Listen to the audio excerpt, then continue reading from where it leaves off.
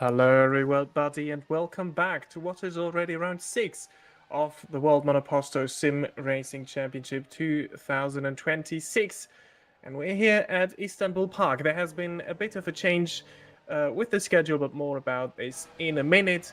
I'm back once again on comms. My name is Robin Ciuman and I'm commentating here once again with my brother Elias.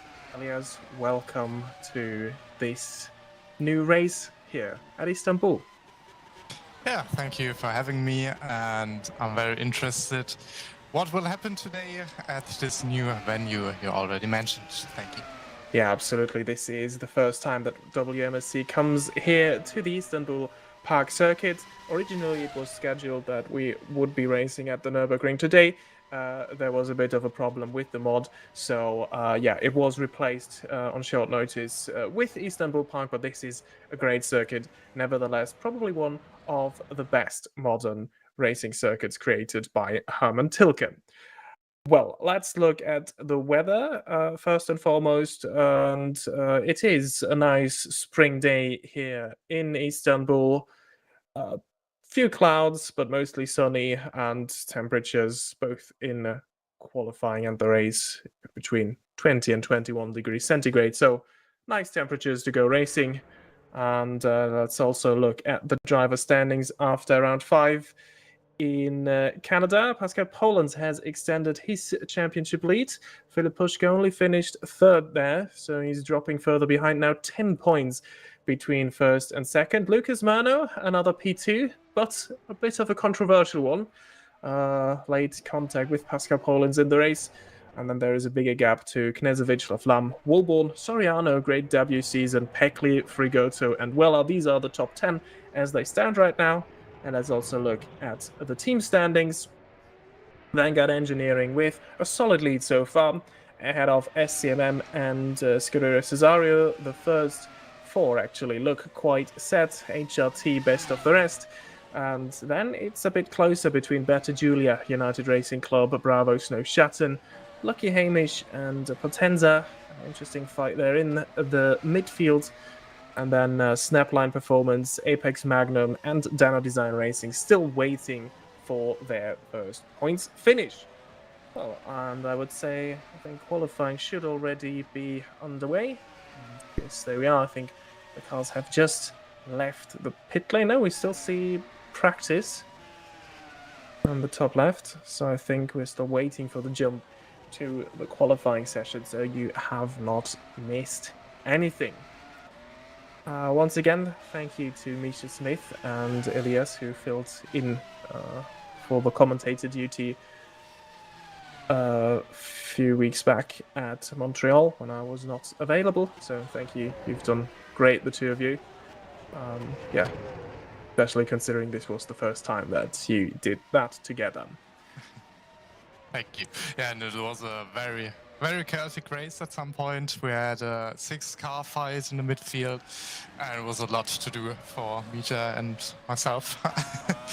Yeah, I saw that. I caught bits of it, and yeah. Usually we had eventful and chaotic races at Montreal, and this even was without rain. I think the years before there was always a bit of rain involved, and that made things even more chaotic, or well, a lot of rain actually. Yeah, we won't have anything of that today. We just got the call that it will be one more minute until they jump into qualifying. I think that minute has now passed. Smaller grid today. I think only 16 so far on the server. But I guess this is quite expected. The closer you get to summer, the more people will be on holiday. But all of the drivers that are in the championship fight and in the top teams, they're all there. You can already see Lucas Murner's there, Philip Puschke is there, Pascal Polens is there. So the top drivers of all of the 3 top teams, they're there. Flam there as well. So yeah, SCMM, Vanguard, and Cesario all with their full and regular lineup. And here we see the championship leader coming out of the pit lane. for qualifying. However, it is quite unusual for him. He's in the middle of the pack somewhere. Usually he tries to get out very early to have a clear run. But already he's passing one of the United Racing Club cars here. Last time out, though, he was beaten to pole position by Lucas Murno. But in the race where the points are awarded, Poland's managed to fight back.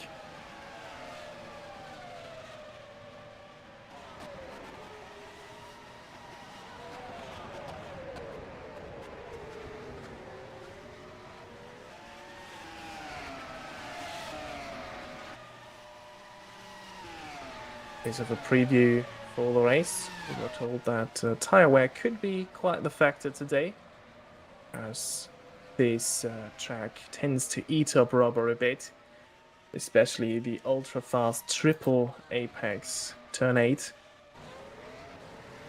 Circuit's most iconic corner. As we are now joining Pascal Polens on his first timed lap. I think he's second on the road.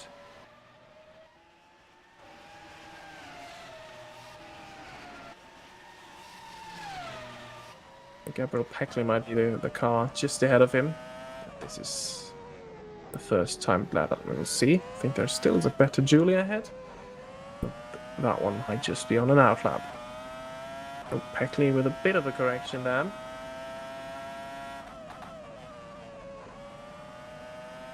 And now he's preparing for that turn 8 that we already mentioned. This is it. Had a lot of speed through there. Good exit. Purple first sector as expected by Pascal Polens.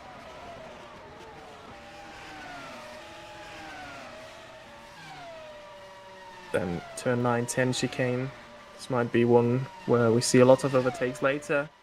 But this is probably the circuit's best overtaking spot. Turn 12 at the end of the long straight. And then it gets a bit tight and twisty in the final few corners. And then we'll have the first lap times of the day. First across the line is Benton Reader. Peckley immediately beats him. And then it's Polens. Half a second ahead of his teammates. Lucas Murno currently in turn 8. I think Polens' run looked a bit smoother. Quicker. Let's see what the middle sector split tells us.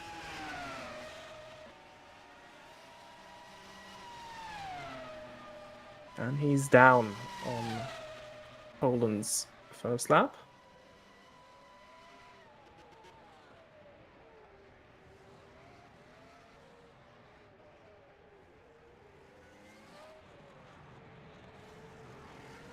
Then out of the final corner he goes. Where is P3 the championship? P2 on the provisional grid. We're still waiting for a lap time from Philip Puschke. He was out of the pits, I think, at one point, but he seems to have abandoned his run. And I think this will be an in-lap for Polens. Same goes for Knezovic. I think this gives us a bit of time as Philip Puschke has just left the pit lane once more. To discuss who is your pick, Elias, for the favorites in this race today. I think I will stick to Pascal Polens because he showed a very good first lap here.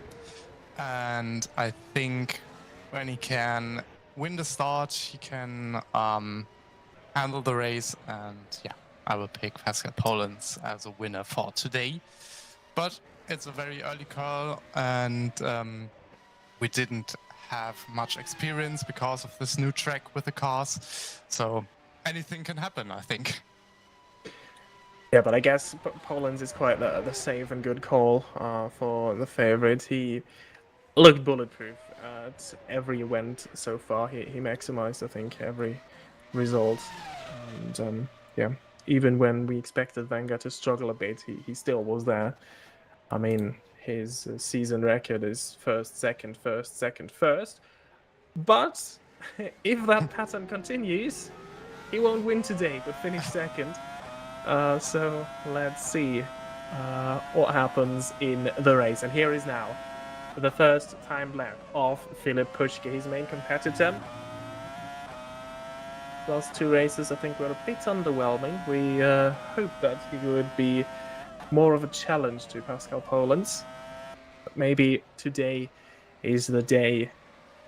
And I think we're getting close to the halfway point of the season now. It would be very important for Filip Puške's championship challenge to claw back some points now. Not drop too far behind. He's a bit down in the first sector.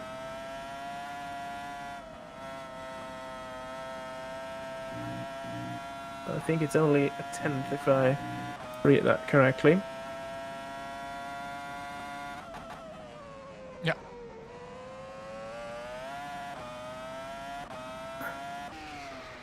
Wasn't the smoothest turn into the chicane though. A couple of corrections there on the entry. And flat out bit, this is usually where the Vanguard has the advantage.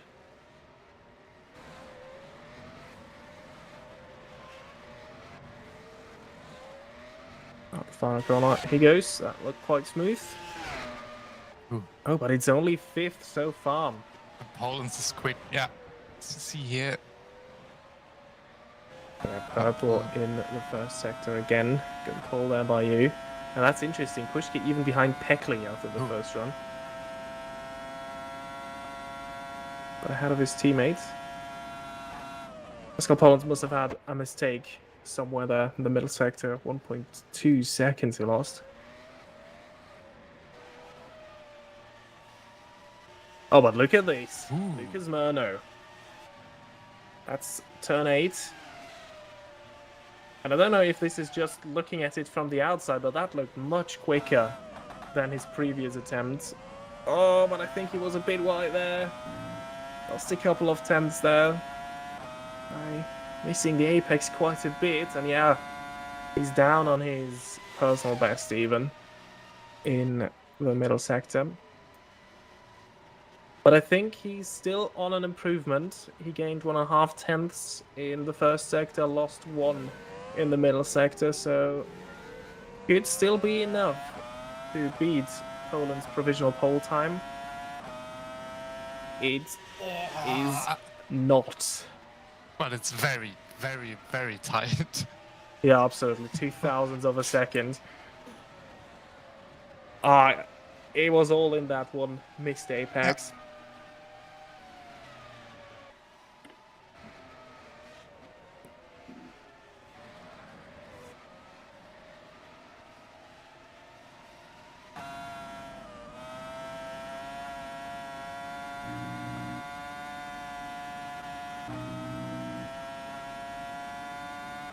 Yeah, good call there by Mr. Maxi in the chat. Vanguard's one of the few teams with an upgrade package for this race. They improved their front wing downfalls and their rear wing as well.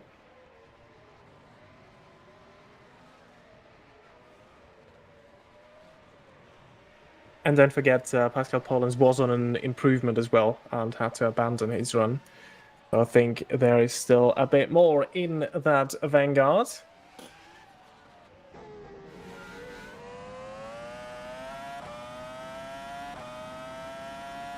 And I sure hope that there is a bit more in that SCMM as well. Ooh, Knezovic already almost lost it. It just kept it together. I think that is just ahead of turn 8. Yeah, and there's Filip Puške once more. He's down to 7th in the meantime.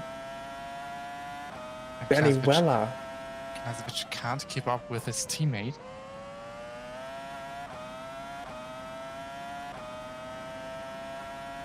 Yeah, with Knezovic, it is a bit ebb and flow. Sometimes he's quite close to Poland's, but on other venues he's quite far away. I'm very interested. Spa-Francorchamps, this is one of Knez's best tracks, where he had the best results so far. So could be a candidate to win that. But today's 6/10 at the moment. But here goes Philip Pushka.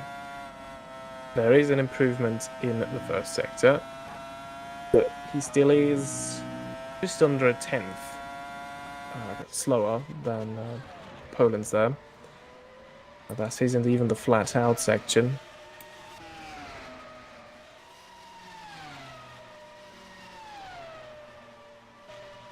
Still is an improvement, lost another tenth in the middle sector though.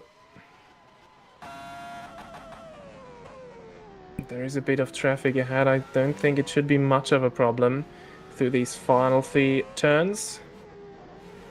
Yeah, that looked solid. Out the final corner he goes. Across the line, and it's up to third. Still a couple of tenths slower than Pushka, Poland's and no, Leonardo Tonon, currently in a very strong 8th in his second ever WMSC race. Good opportunity to score some points in the lower midfield fight for Potenza, as we have a smaller grid today. Both Bravo Snow Shattens missing, and they were this season usually candidates for points. And here is Lucas Murno on yet another improvement. Pascal Polas is in the pits with 3 minutes to go. Yeah, he's now at the outlap. Pascal Pollens. So that surely will be his final run. He needs to get it together. Murno, 2 tenths up in the first sector, another 10th up in the middle sector. This is going to be a huge improvement for the man that is on form right now and that lost the championship last year by the slimmest of margins. Oh, but he is first, but the last sector wasn't good. He lost almost 2 tenths there again. That one could have been much better.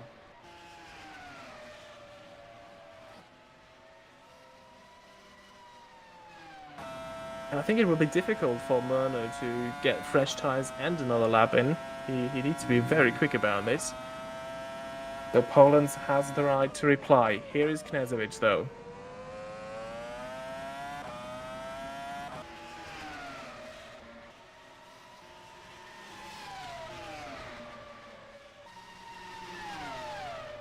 He is on an improvement, but still quite down. If you compare him to the top 2 and his teammates.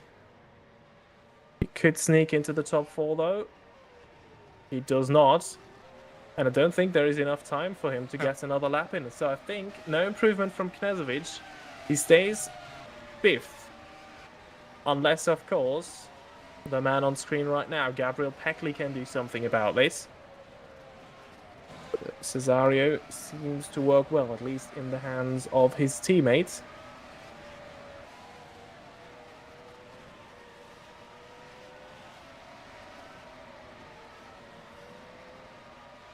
Kasper Cortis doesn't have any lap on the board so far. Lucas Murno is not improving. He's still in the pits. So that is the time to beat.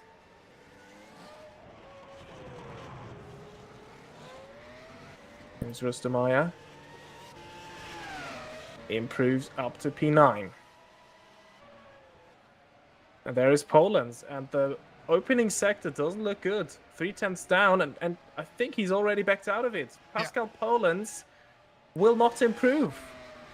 So unless Philip Pushka can find a magic lap, I think it's another pole position for Lucas Murno. Pushka needs to find half a second somewhere. And already he's on a personal best, but 2 tenths down on Murno's best lap time so far. And, oh! Okay, I think that was just a small lag there. Looked like he almost lost it into turn 8. I think he's still on that lap.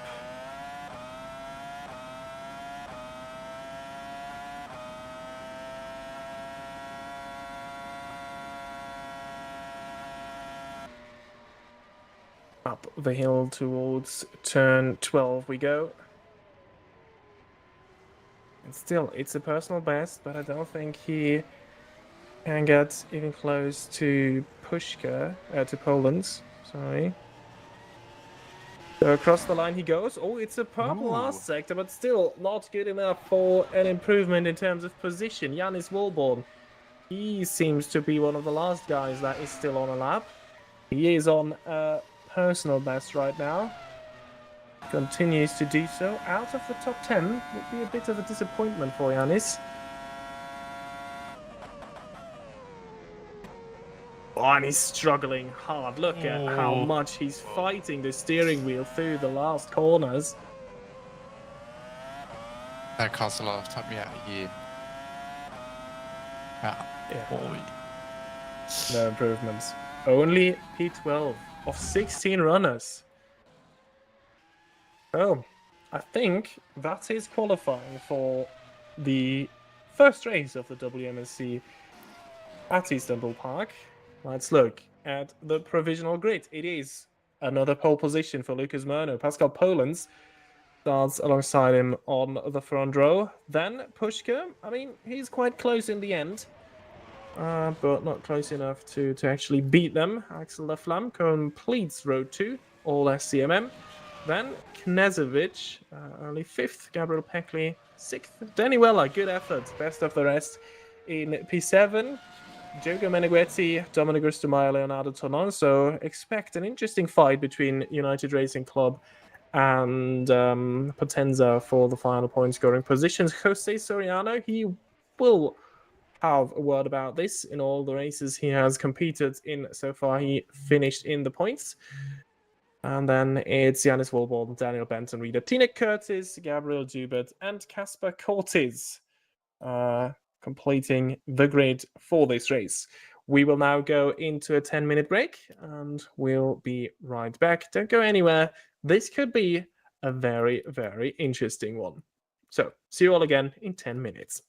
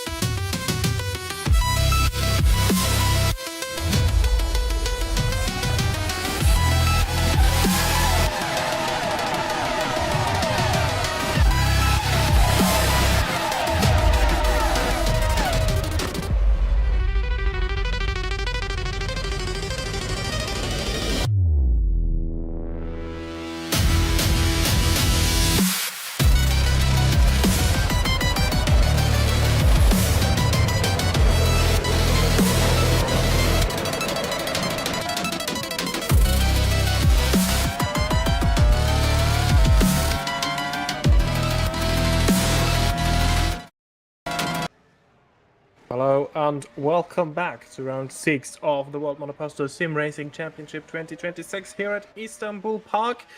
The race is just a couple of moments away, and let's look at the starting grid once more. There were no penalties as far as I'm aware. We heard no calls from race control, so the qualifying results should stand as they are. Lucas Murno starts from pole position ahead of Pascal Polens. Then it is an all SCMM row 2 with Pushke ahead of La Flamme. Then it's Knazovic and Peckley.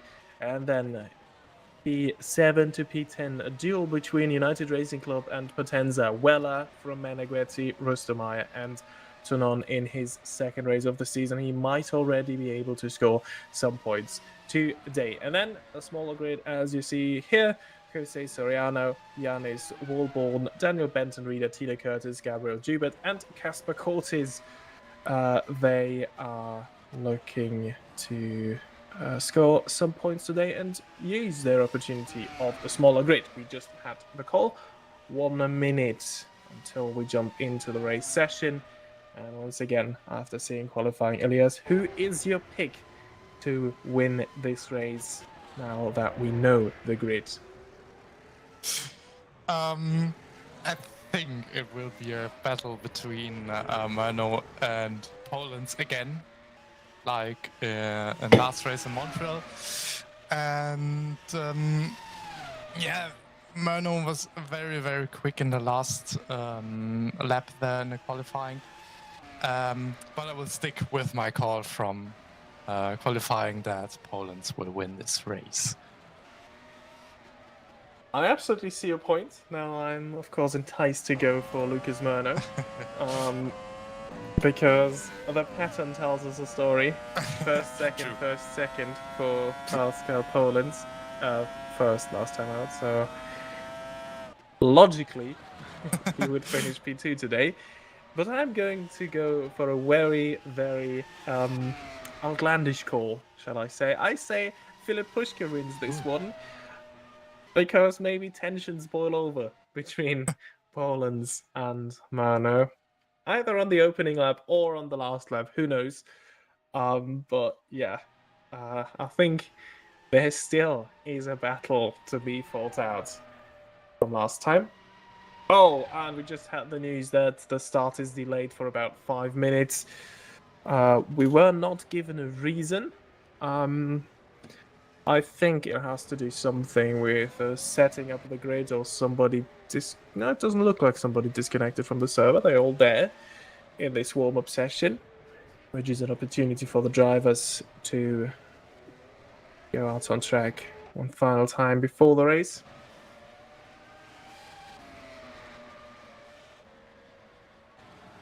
As we're following Danny Weller in the United Racing Club car.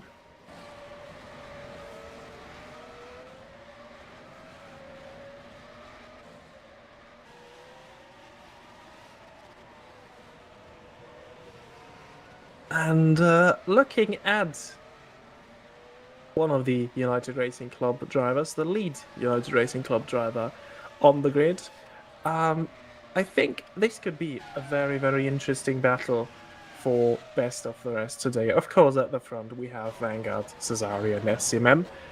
But this is a huge opportunity both for United Racing Club and Potenza. They looked to be the best of the rest teams in qualifying. But then HRT currently stands best of the rest. Better Julia, we know they don't have a great car.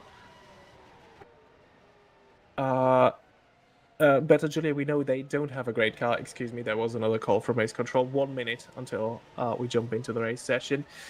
But Jose Soriano has done wonders with that car, and I think always extracted the maximum, and even went beyond that. I think P5 he finished in Montreal.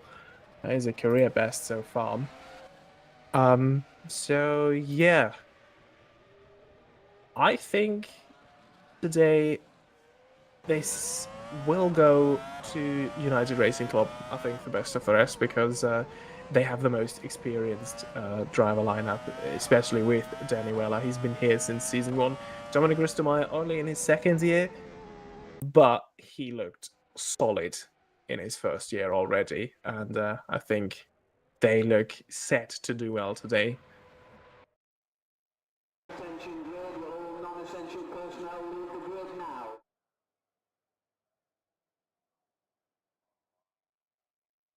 And now here we are. This is the race session. Grid seems to be set up. The order looks fine. And exactly how they finished in qualifying. And now we're only seconds away.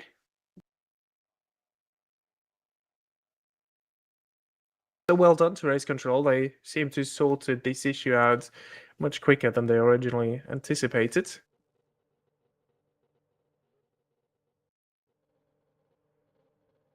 I think we see the first cars now on the grid. Slowly filling up. The two SCMMs are there, but we're waiting for our front row. Murno and Poland's. Leaving it very late to join the grid. There they are. Only Wilborn still in the pits. And the 16-car grid is there. 5 red lights are on. And we go racing at Turkey for the very first time. It's a good getaway for both in the front row. Murno already closes the door. I think one of the SCMMs, La Flamme, has already dropped down a few positions. Dropped behind Knezovic and Pekli fighting back against Pekli. Oh, Pekli's dropping down. I think something must have happened to the second Cesario. He's down there in P15. Oh. All the wings still on that car, so I assume it was just a spin or an off-track moment. But the top 3 remained as they are. Good start from Knezovic. He has La Flamme behind him, and these two had some fiery duels so far, so I think we might see more of that this afternoon. As they go through turn 8 for the first time at racing speeds. Top 5 all still sticking together, but Murno managed that start well, and he is now in a position to manage this race. Pushka looks much closer to the back of Poland's than Poland's is to Murno, and I think there might be an attack. And Pekli La Flamme, there must have been an incident, no further action. Pushka has a look down the inside, and I think he lures Poland's into braking too late, trying the up and under. That one didn't work. He might get another chance on the pit straight. I don't think so. Poland's is too far away. Is going for it. Weller with a brilliant start. He's up to 6th. But URC and the Potenza still sticking together. Weller from Meneghetti, Rustamay and Tonon. This is the battle for best of the rest. La Flamme is past Knezovic. Where is Knezovic? Knezovic is past Poland. Oh, sorry. Past Pushka. So while we were not looking, Knezovic must have made a move past Pushka, or Pushka must have made a mistake, because the gap between P3 and P2 is much bigger than it was before. And yeah, this is a horrible scenario now for the lead SCMM driver.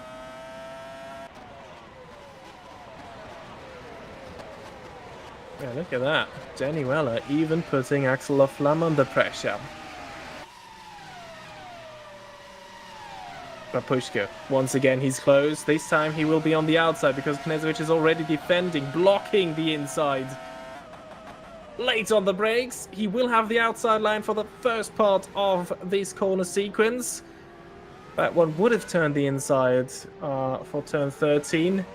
But Knezovic already fully ahead as Poland sets the quickest time so far.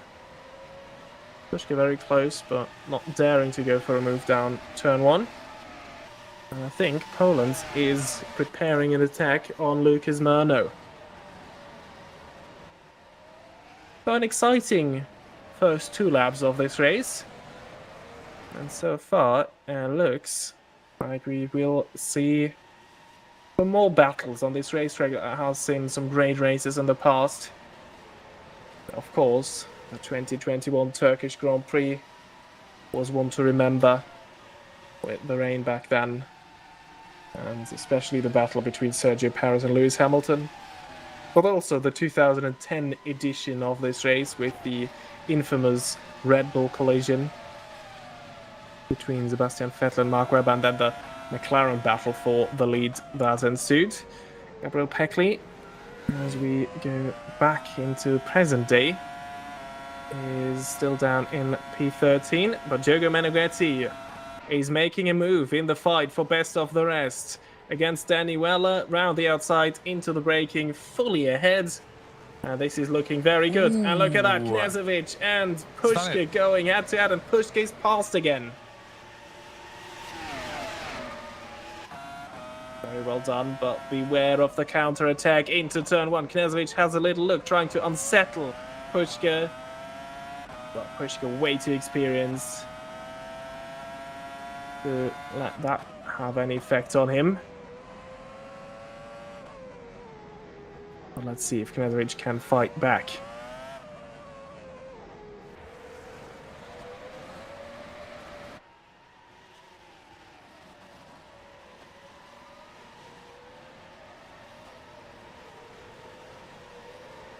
So the top three, the top three after the top two actually, P3 to P5, they have now dropped significantly back from Myrna and Poland as the Flam runs white. Once again, a reminder, track limits are judged by the game itself. So the game issues warnings and penalties if you breach track limits. And if you do that too often or too radically, you will receive a drive-through penalty, and you will see that in the top left of your screen. As there is an attack from Gabriel Peckley, who was very late on the brakes there against Daniel Benton-Reader, and that invites Jose Soriano to the party.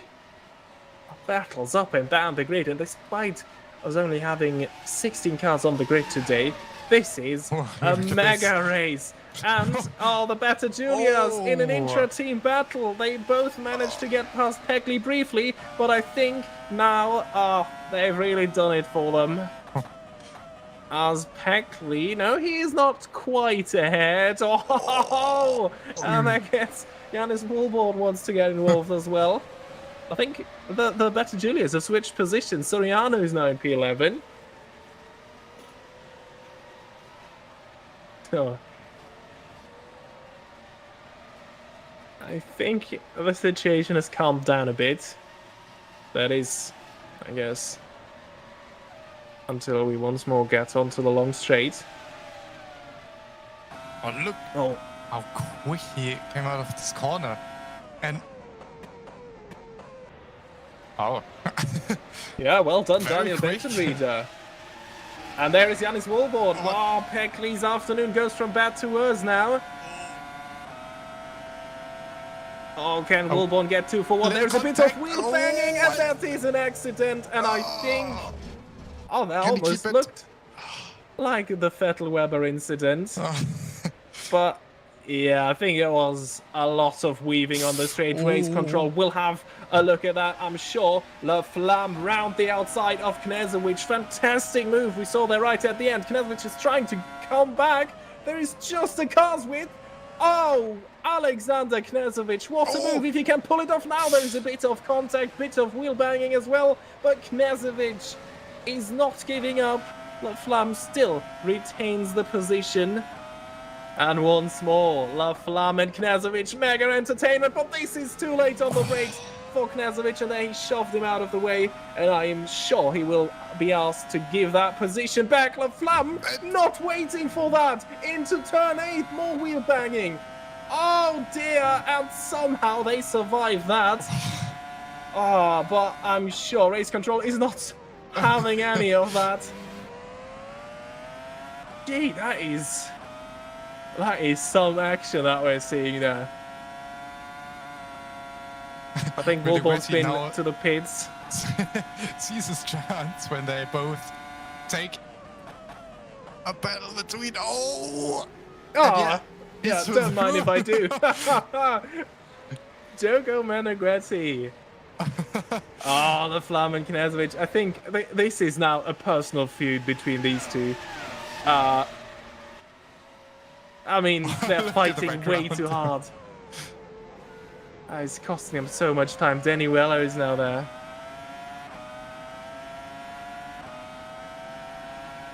Calm down, guys. It's a long race to go, but they're already giving it everything. Yeah, at this pace, we will only have 6 cars left by the end! As Peckley gets Benton Reader out of the way. And he's in the wall. And I think that one slam dunk penalty for Peckley. I mean, way too late. So I think we have a few incidents that will require some investigation. We have Peckley Woolborn, then various instances of Knezovic and Laflamme. Okay, Laflamme and Knezovic have been reprimanded. Please keep it clean. No penalty issue though, at least so far. Yeah, but Woolborn Peckley, I think this one will be penalized in some way, because I think making contact on a straight multiple times is just not acceptable. And then, yeah, again, Peckley and Benton Reader. I'm afraid Peckley was nowhere near close enough to make a move. Laflamme is close enough to make a move against Knezovic. Oh, too late on the brakes, though. And I think Weller is somewhere there still. I think he's already... Yeah, there he is.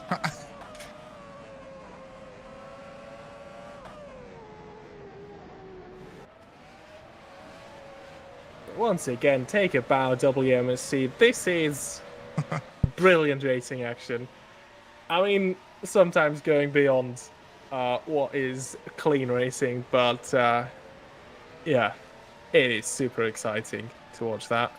Daniel Benton-Reader in the pits. I think this is also to repair some damage, similar to Yannis Woolborn. Both of them have tangled with Gabriel Peckley. Yeah, who is on a redemption mission, but I don't think it's going well so far. But what an opportunity for Potenza. Meneghetti is in 4th, and as long as Laflamme and Knezovic are battling, I don't think he has to fear anything, because they will continue to cost each other more and more time by, yeah, I think, expanding their battles on track onto a personal level. I think this is, what, the 4th, 5th time this year in 6 races that they have gone aggressively wheel to wheel. I think it all started at Melbourne. Definitely in Sepang there were multiple collisions between these two. Now as Tonon has run wide, and I think Soriano is through. Something that will help Gabriel Peckley in his mission to get back into the points. He's now passed Tonon as well. So on Potenza flying very high in the points. One has dropped out. And Tina Curtis, just by keeping it clean, has moved up into P9. I think we haven't seen her at all on screen so far. But she snuck into the points. Yeah, she had a great start. I think she jumped from P14 to P10, and now through a couple of incidents. So, and there is the penalty we expected. Gabriel Peckley. Oh, the Flamen Knezovic! Oh dear, oh dear. Oh, and what happened there? Oh, yeah. Yeah, that's... Debatable rejoin as well there from Knezovic. Cutting off Tina Curtis. Yeah, there is the drive-through penalty now issued to Gabriel Peckley. And Soriano and Curtis now very close to each other. Knezovic has lost the front wing. Jose Soriano down the inside of Tina Curtis. Gets the move done. Finally, a clean move on track, you might argue. Tina Curtis coming back. And I think we can trust these two to keep it clean. Yeah. Because Soriano, he's done amazingly well. And Tina Curtis, I think one of the cleanest drivers we have. I don't remember. She's been there from the very first season, and I don't remember any bigger incident caused by her. But yeah, Laflamme Knežević, we joined very late with this situation. I don't know about you, Elias, but I don't dare to make any call there. I think Laflamme was very late on the brakes. But then, again, was there movement by Knežević on the braking? I'm really not sure. We saw it too late. And unfortunately, we still have no replays. Let's look at another battle involving a Vanguard. And Laflamme tries it around the outside of Rustermeyer. Rustermeyer is not having any of that. As I think, again, Laflamme squeezes there a bit. Axel, please, calm down, calm down. It doesn't look like Laflamme had any damage from this incident, because Knežević was in the pits. Yeah, this is interesting, because it was a heavy hit from behind. And I mean, there is, of course, some damage that we might not see. We can see if a car loses a wheel, a front wing, or a rear wing. But there is also suspension damage, for example, that these cars can take away. Or some invisible aero damage that gets simulated by R-Factor 2, but is not visible for us. We can, however, tell about the suspension by just looking at the steering wheel. It looks okay on the straights, I think. I think we might get a clearer picture now. He's going straight for a bit longer. Yeah, it's okay. Yeah, I think suspension still looks aligned. As here we are, battle for the race lead. Pascal Poland's down the inside. He has a look. But Mano just closes the door on the apex. Poland's also not alongside. Pushka, he's still not too far back. But I think as soon as something happens here, he is back to strike. And Diogo Meneghetti still only 10 seconds down from the race leader. And now Laflamme and Knežević, who are able to go quicker, unless, of course, they continue to crash into each other. They are now way down after their collisions. Knežević had to go to the pits. He will be furious. And that is a huge opportunity now for Potenza and United Racing Club. Don't forget, Danny Weller and Dominic Rustermeyer, they are running 5th and 6th at the moment. That would be a huge result for them as well. Palawilami in the chat. First Magnum points. Well, there is a chance. Gabriel Joubert currently running just one spot outside of the points. And I think with that small grid today and what we've seen in terms of on-track action, there is a high chance that not all of these cars will finish today. So this is a golden opportunity for Joubert and Apex Magnum Motorsports. They just need to keep it clean. And I think then points are very much a possibility. But now I think Peckley has overtaken Gabriel Joubert. Axel Laflamme is in the pits. This might be interesting to see. We will keep you updated about any decisions Race Control takes about the Laflamme Knežević incidents, plural. I think this is a scheduled pit stop, maybe even? Or is he trying to fix some damage that we can't see? Kaspar Koritz in the pits as well. And so is Gabriel Peckley. So I think first round of pit stops has started now. Very early. The tire deck is very high here. We already mentioned at the beginning of the stream, especially because of turn 8, the very long left-hander. Very long and very quick, so I think the front right are really suffering in these corners. As once again, Poland is getting a good run on Murno. But he's just not quite there to make a move into turn 12. And Lucas Murno very coolly reacting to this, not really falling for any trap that Poland's might set up there by showing himself in the mirrors. So right now, Murno isn't getting unsettled by this. But I think the chance for an undercut, or to be undercut, the risk of being undercut is very high here today, with the tire deck being as it is. Weller in the pits. And I think we're looking at a 3-stop race here today. Yeah.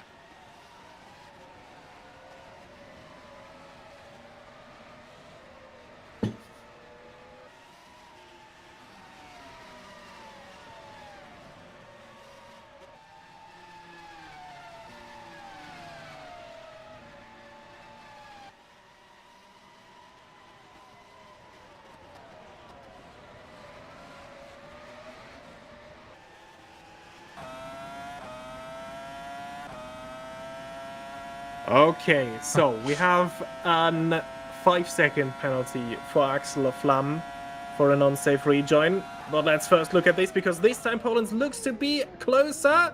Oh, and there is contact as well. I think there was a bit of an opening on the apex, and another contact, and Poland's into the pits. Oh dear. Yeah, again, I think Race Control will have a look at this. I don't know if there will be any penalties issued, but we know they're not happy with contact, especially front to rear contact. Yeah, but let's continue with the penalties. Lucas Murno now in danger of an undercut. Lucas Murno, did he have a spin? He's behind Pushka. Pushka is fast. Ooh. I think we didn't see the end of that contact into the final corners, because we followed the onboard of Poland, who dived into the pits. So Murno has been round, and Pushka has taken the race lead. So maybe if Poland is to be deemed at fault for that moment for Lucas Murno, there might be a penalty still, and then Pushka could be back in contention. So penalties issued. Axel Flam 5 seconds for an unsafe rejoin. Alexander Knezovic has been warned about an unsafe rejoin. This is definitely the situation, I think, after the contact between him and Flam when he drove back onto the circuit just ahead of Tina Curtis, who had to slam on the brakes. He was only warned for that. I don't know exactly the unsafe rejoin incident for Flam penalty for Gabriel Joubert, but that one is issued by the game itself. So I take he just has been to the pits, so it might be speeding in the pit lane incident. Yeah, and then all of the other situations between Flam and Knezovic, there will be a hearing after the race, and then further action will be decided. And I think that is actually, a good thing, because that is not a singular incident. This is driving standards that have to be discussed. And I think both of them are guilty of overstepping the limit multiple times in their battles, not for the first time this season. So yeah, I guess this will be a bit of a longer hearing and a bit of a more difficult decision. All we have now is a 5-second time penalty for Axel Flam. So Murno and Pushka are extending, whilst Poland has already been in, and he's been released in some clear air. And while I was talking a lot about penalties and driving standards, Elias, maybe talk us through the last bit of action that you've seen in the pit lane. I see you've been following it quite intensely. Yeah, everyone was in the pits expecting for Pushka, Murno, and Meneghetti, the first 3 drivers, but everyone was pitting at the same laps. So we see that the tires are degrading very quick, and yeah, as you already mentioned, it will be a minimum 3-stop here. Yeah, so the first 3 drivers still to pit, and let's see how many laps they can extend their stint. But this is a very interesting point. I think if they manage to stretch their tires to about like 20-ish, I would say, then at least for them a 2-stop might be on the cards, and then this will be interesting. What strategy works better? Pitting one time less, saving one pit stop, but having to go slower with older tires at one point. As we see Peckley moving past turn on. I think Peckley in the meantime has served his drive-through penalty. I think otherwise there would have been a disqualification because they only get a limited amount of laps that they can earn this penalty. We had a DNF in the meantime, Daniel Benton Reader, so one of the better Julias out, and that is especially frustrating for them. We saw he had it coming together with Gabriel Peckley. Peckley has been penalized with a drive-through penalty for that. That is frustrating, considering that this is a huge opportunity for some of the smaller teams to score some points here. And at the moment, it looks like Meneghetti for Potenza is doing exactly that. And we have a lot of Jürgen Meneghetti fans in the chat, I see, believing in a podium finish today. I mean, it's not impossible. I think, as it looks right now, the podium will be fought out between Poland's Pushkin and Murno. But Murno and Poland's already had it coming together, so I think as soon as some of them falls, Meneghetti is in a prime position to snatch that final podium here today. Yeah, when he keeps his race clean, he can do some magic things here. Yeah, absolutely. Once again, this is, I think, the key for the drivers in the midfield. Just keep it clean and the positions will come to you in a race as chaotic as this one. I mean, we're slowly getting towards the halfway point already, and this might have been one of the most exciting races we had this season. Here goes Pascal Polens back onto the podium. Meneghetti not giving that one up too easily, but I don't think he's fighting this one too hard. Yeah. Well done still. I mean, he doesn't need to get out of the way just because there is a quicker car and fresher tires behind him. I don't think he lost too much time there. Also, he didn't just wave Polens through. Yeah, but Danny Weller and Axel Flam are quick right now. And they catch up. Yeah, you're absolutely right. But they've been in the pits, and I think Meneghetti is really going for at least a 2-stop strategy, whereas Weller and Laflamme are definitely on the 3-stop.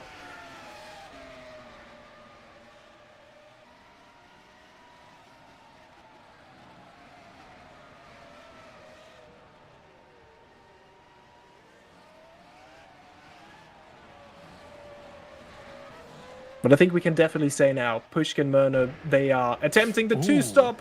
Tonon and Woolborn. Oh, what's happened to Woolborn there? Again, it's the final sector where in qualifying already he was swimming. And gee.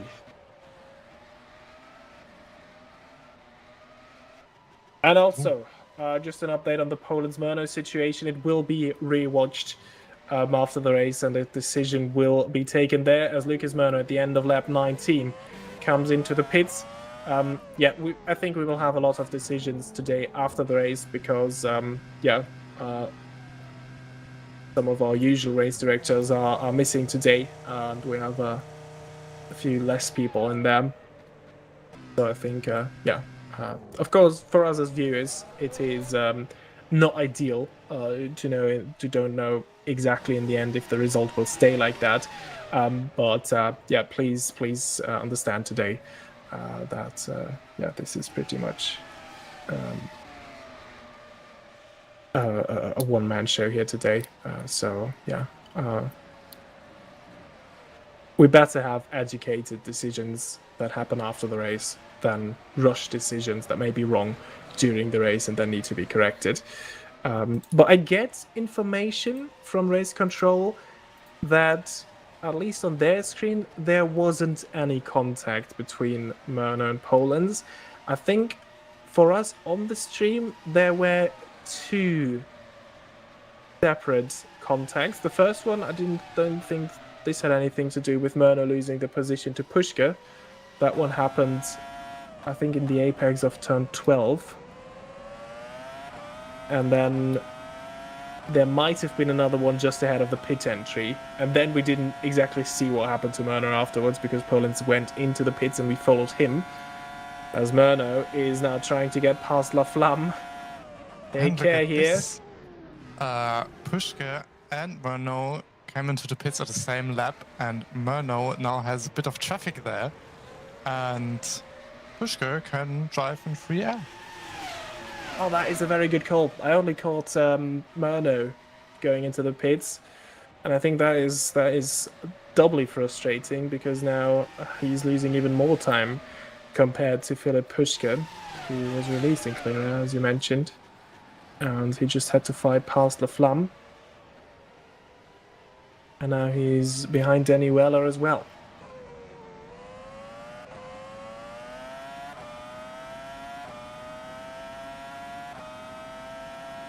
The Meneghetti also has been in the pits. I think we have seen everybody change tires now. Yeah.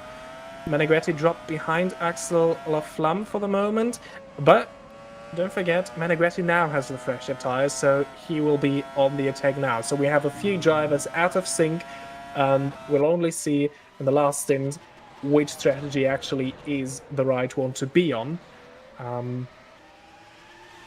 So I think this will all play out in the final few laps of this race. As Lucas Murno is now very close to Danny Weller. It looks alright, but Weller is not giving him too much room there. A car's width is all he needs to do. A bit more contact. Flam sees his opportunity. Again, a 3-car battle. Murno trying the up and under. I think he gets the better exit. But the United Racing Club car is quicker in a straight line. We saw that already. Murno going out of the slipstream now. And this is where Weller has the advantage. Murno round the outside of turn 1. Good move there. But this has cost a lot of lap time in his quest to catch up to Pushka, whilst Laflamme and Weller are now going at it. Weller defending hard and fair, though.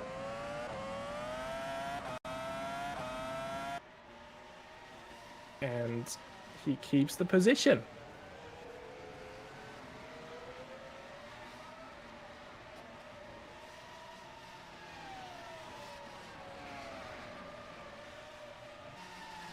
Weller with 1 lap fresher tires. This may be crucial also, because we've been told 3% of tire life is lost over 1 lap, 3 to 4%, and that is quite a lot. The clouds in the background, oh no, it's mountains. I was about to say the clouds look very grey there in the background, but it was just mountains. I don't want to do the horrible thing they always do with Formula 1 when there's the slightest chance of rain, that half the race... Oh! Full cars yellow. Yeah, we have a full cars yellow now, and there was a long-standing yellow flag in the second sector. Jose Soriano takes... Oh, Wilborn! Yeah, horrible afternoon for him. Finds a horrible end in the wall.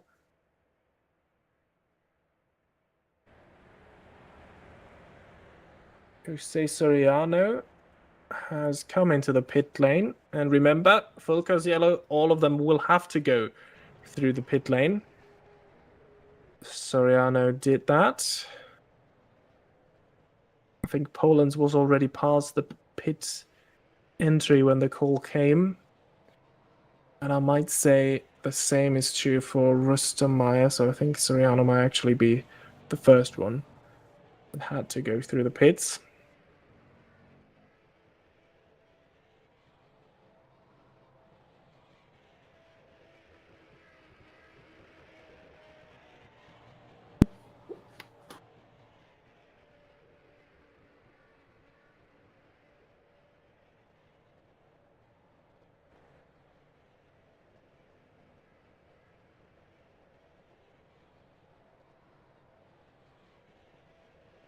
And we have a 5-second penalty, and this will be bad for the Menegretti fans in the chat, for Jogo Menegretti for crossing the pit entry line.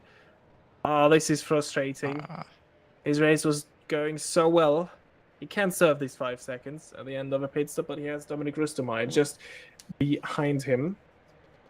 And I think this full course yellow might also be bad news for those on the 2-stop strategy, because those on the 3-stop, essentially, they get a free pit stop right now.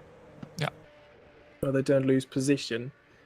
And then they might, after all, be in sync with the 2-stoppers again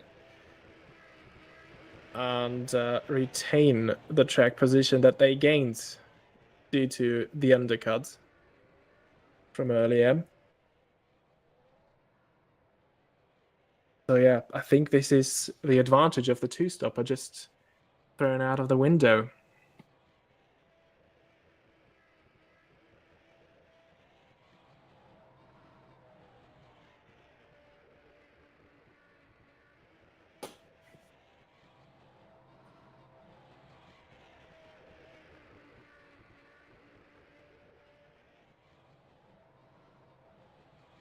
Verstehe ich leider ganz schlecht. Ja, weiß nicht, ist vorbei, reingelaufen. Also kein Immun. Wegen so einem Scheiß wird das Safety Car so lächerlich. Ja, mach ich. Was soll ich sonst machen? Ja, klar. Ja.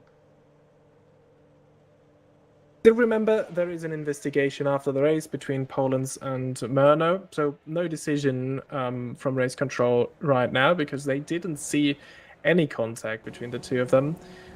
But yeah, could also be a connection thingy. They will have a look at it after the race again. Murno, very close to the tyre wall there on the pit entry. This is so frustrating for Jogo Menegretti. These are two things that have gone against him. I mean, yeah, crossing the line at the pit entry, the drivers have been briefed about this before. But then, of course, the full course yellow, no fault of his own, and I think that has put him on the back foot. He could immediately serve the 5-second penalty, though, now. Might drop behind Rustemeyer. Let's see what Menegretti does. So here he is. Also getting fresh tires, I suppose. He's released. Is he released now? Yes, he is now. Did he have some damage? He looked to stand there very long.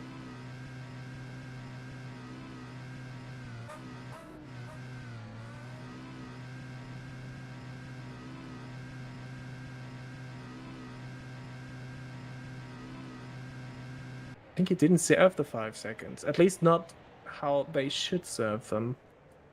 Per the rules. Oh, I just hope he didn't stand for longer in his pit box there. Because we've seen this in the past. Drivers thinking they've served the 5-second penalty, but just standing in their pit stall for longer.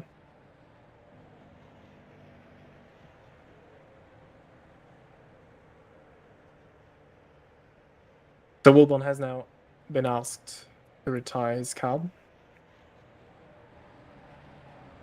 And I think as soon as he's done that, we will go back to green flag racing. No upgrade to a proper safety car, so the gaps remain as they are.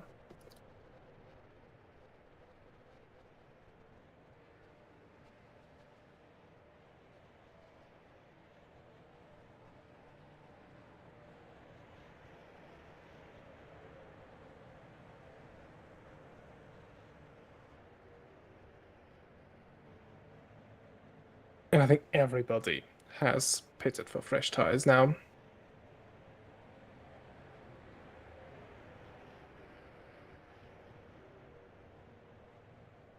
Okay, drivers are now allowed to use the start-finish straight again.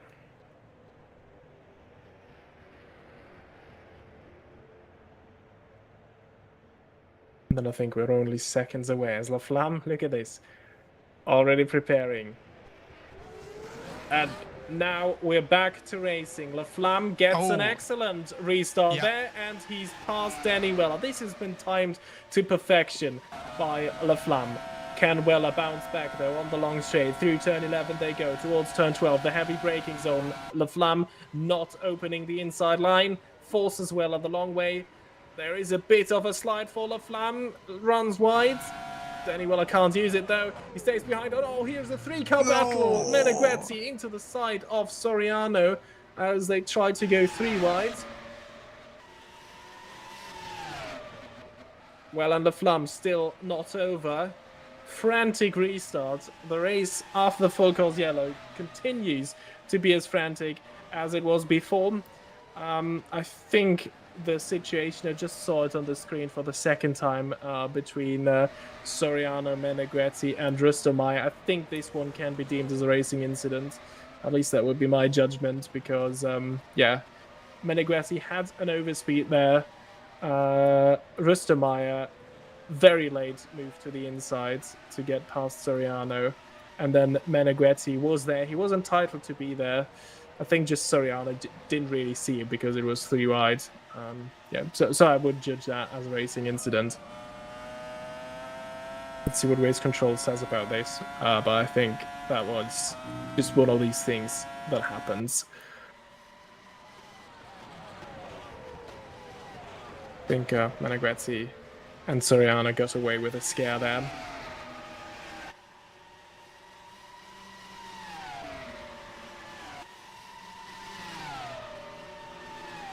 Okay, and we just got an update. Meneghetti has served his 5-second penalty as he just went round the outside of Rustomayer ahead of the braking.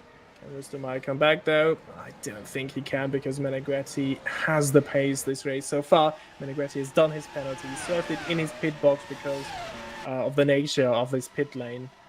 You can't really serve it at the end by just briefly stopping there. Yeah, so it is fine. Usually, drivers are asked to just briefly stop at the end of the pit lane, but yeah, not really possible here at Istanbul. So yeah, he did it in his pit stall, and the penalty was accepted. So yeah. To answer your question, Zhao, in the chat, yes, Jogo served his penalty, and no 5 seconds.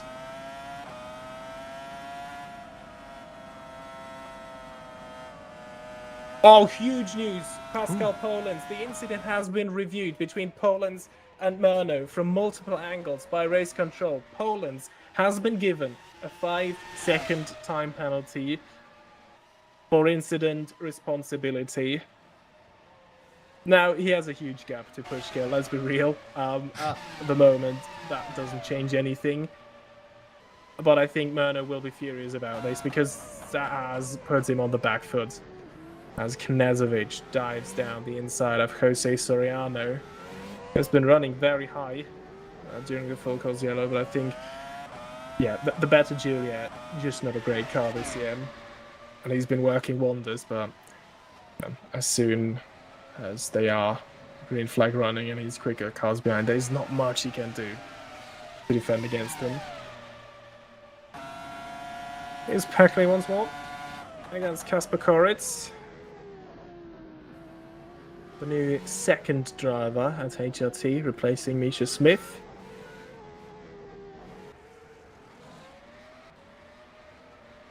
So yeah, once again, just to confirm that in the chat, because I think there's still some confusion. Yes, Meneghetti has served his penalty, so no 5-second penalty to serve anymore for Jogo.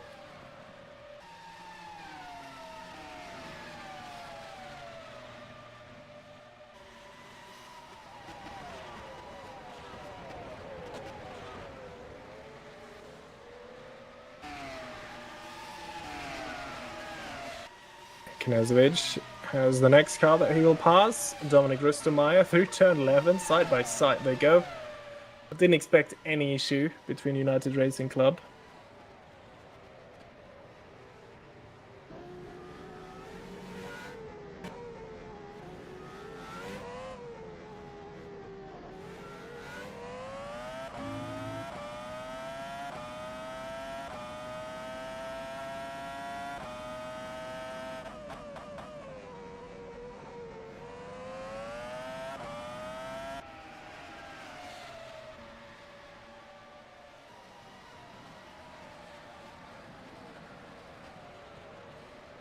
And I just got word from Kevin Peters, team boss of Vanguard and United Racing Club. On their screens, there was no contact between Poland and Murno, so it might actually be some sort of a connection issue between Europe and South America, which, of course, can always happen. But yeah, they accepted the penalty and they will look to serve it as soon as they can to not have it linger over them at the end of this race. A light safety car, and that could cost multiple positions. So I think they just accepted that to serve it at the next pit stop, because with a 14-second gap, I think you can afford a 5-second penalty and to serve that one. Of course, that is super unlucky for Murno and Cesari, and of course Philip Pushka. As Pushka and Murno both seem to be on the 2-stop strategy, but as we already pointed out, with the full course yellow, I think the advantage of the 2-stop against the 3-stop, that one has just been thrown out of the window. Yeah, everyone has now the same tire age because everyone pitted during the full course yellow.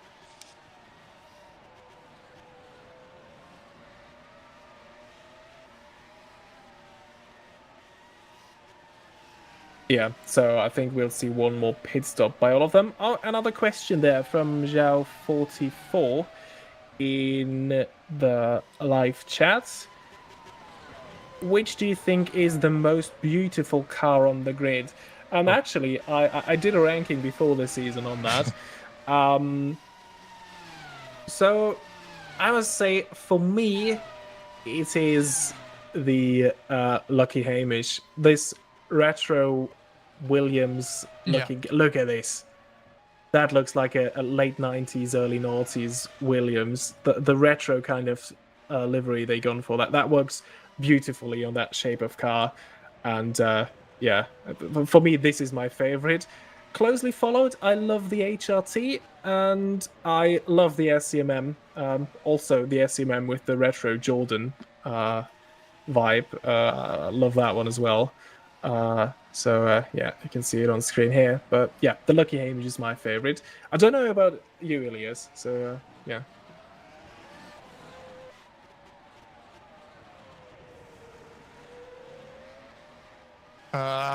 Before I answer your question, unfortunately, Meneghetti gets another 5-second time penalty for causing a collision with Soriano.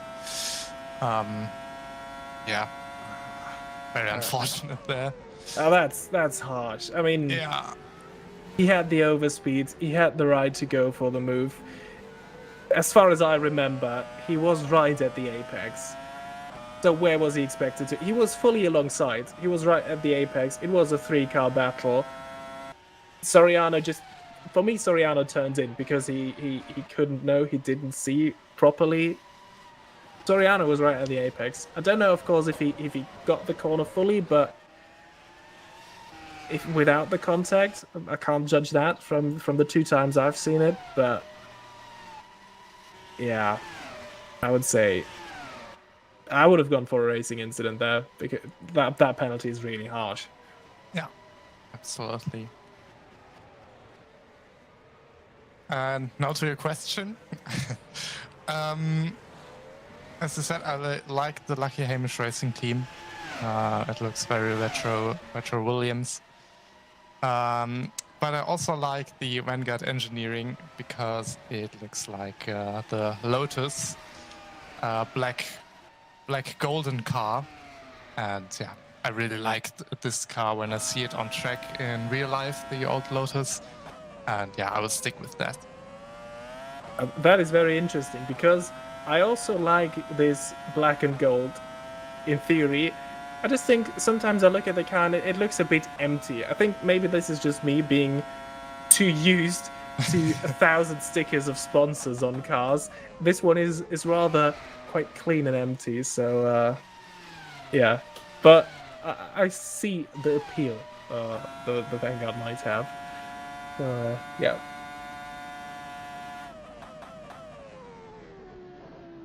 Back to the action on track, as we're now following Lucas Murno, who has closed the gap to Philip Pushka. Whilst at the same time, Philip Pushka hasn't lost too much time to Poland. The gap is hovering around the 15-second mark now for a few laps. So pace-wise, I think Pushka's found his foot. Of course, Poland has no need to push right now.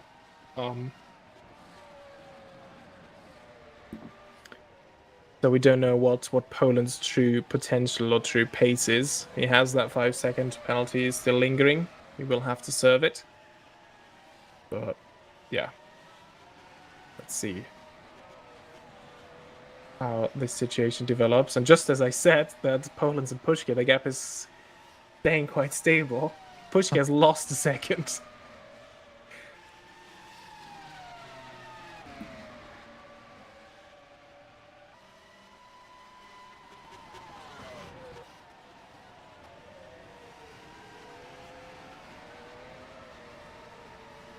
Knežević now at P6, overtook Meneghetti. Yeah, I really feel sorry for Meneghetti. Yeah. I mean, the pit entry, okay, that was his fault. The Soriano incident, for which he got another 5 seconds, I don't really agree with the penalty, to be honest. And then the full course yellow, this is just rotten luck there. Because I would have loved, actually, to see how the 2-stop versus the 3-stop plays out in the end. Yeah, now we have some big gaps there.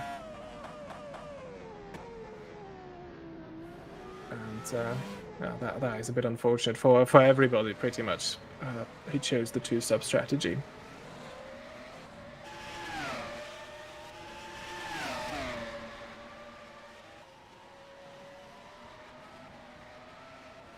I'm glad to see you guys in the chat that you agree with our picks for the most beautiful liveries. Yeah, so thank you. As Soriano has caught up to Dominic Rustermeier. Now, this is interesting. Soriano has been dropping further and further behind after the restart. He now seems to be gaining some time on the drivers ahead of him. That includes Giorgio Meneghetti, who already lost 2 seconds to Knežević. But then again, still remember, guys, Laflamme and Knežević, there will be not only an investigation, but a hearing after the race, because the first, 15 laps or so? Roundabout, yeah. Yeah, I couldn't count the amount of incidents and contact there was between the two. So yeah, let's see what the outcome of this is. So take their finishing positions with a pinch of salt, because I really think it is a fair point to have a hearing after the race, because I think, yeah, that goes both ways.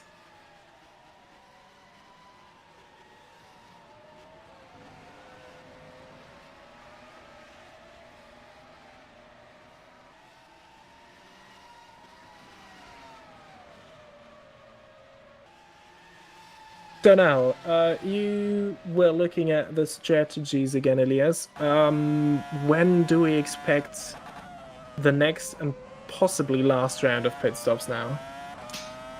I think this wouldn't take so long. Let's say when everyone was pitted at lap 23. And with a higher tire degradation here, I think we'll see the first pit stop right now because Goritz is in the pits. Oh! Yeah, so I think at lap 40 we will see the next pit stops. And this actually feels quite early. Yeah. Because there has been, what? 12 laps. I mean, he was out there for 13 laps. The first set of tires. Yeah. So this is early. Yeah. He needs to stretch this one for 22 laps, which is much longer than he did with the previous sets. So yeah, let's see. Maybe Kuritz might have to come into the pits once more after this one.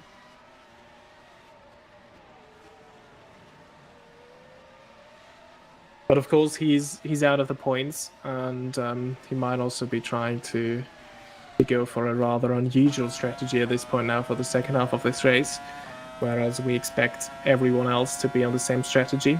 But I think he can afford it because there's essentially nothing to lose for him down there in P30 now. We're now catching up to Pushka. Yeah, he's been close for a couple of laps now, but never close enough to actually try a move. And the gap between Poland and Pushka, it's always going up and down depending on where they are. It might also be something with the live timing not always being that exact. And at some points of the track, the gap might go up much more than it actually is.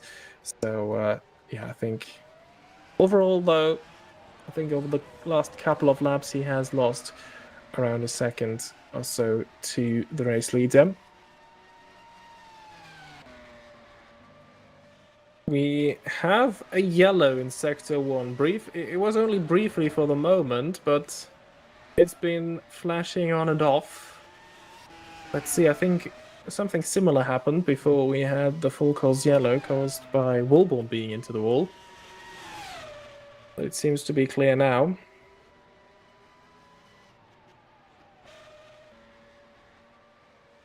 Jubert has retired. Oh. Gabriel Jubert. Now, either he went into the pits to park his car there, or it was a disconnect. Always a possibility as well. Or he was causing that yellow flag and wasn't adhering to the race director's notes, which says stay in the car, don't just escape and retire until race controls tells you to do so. That is the rule. But yeah, he might just have driven into the pits to retire or had a disconnect. And I think it was a disconnect because he's in now. Yeah. And Danny Weller, first of the guys at the points to come out. And yeah, after all, we just saw Jubert there. It was a disconnect. So he's back, now a lap down. Coming out right into traffic. Well done, though. Staying out of their way. So Danny Weller made these tires last 12 laps. He now has to do 21 on them. Can he do that? I'm not sure, to be honest. He managed to get 14 laps out of the first set of tires. That was with a very heavy car. He did another 14 now. So let's see. Maybe there will be a flurry of pit stops late in this race. So maybe strategy isn't as clear as I thought it would be after the full course yellow. Ajao in the chat asking what happened to Woolborn, if we can show a replay. Unfortunately, we can't due to technical limitations. Yeah, it's a bit unfortunate, but yeah, very sorry. So we don't know what happened to Yannis Woolborn, but we saw him struggle with his car a lot. We didn't hear anything from race control that there was contact or anything, no investigation. Yeah, thanks admin. We're trying to fix the replays for upcoming races in this season. But they haven't worked for us so far, unfortunately. And yeah, exactly. We assume he just lost the car because Woolborn has been struggling a lot with the drivability and possibly tires overheating in the HRT. So we assume he just lost it on its own. And yeah, that is the cause for the full course yellow and his retirement. Oh, Jan is in the chat. His wheel disconnected. Well, that is also an explanation. But yeah, he crashed on his own. Thanks, Yanis, for clearing that up.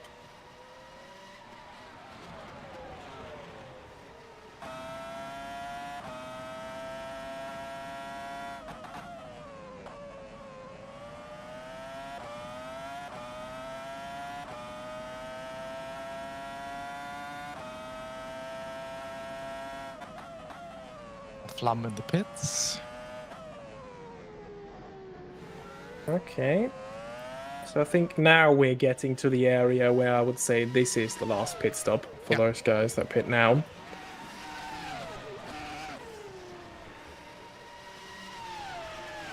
Moritz and Weller stops feel a bit early. Still, Laflamme will have to make that set of tires last longer than any set he had on that car so far. 13 laps on the first stint. And then it was 16 laps this stint. He would need 18 now on that last stint.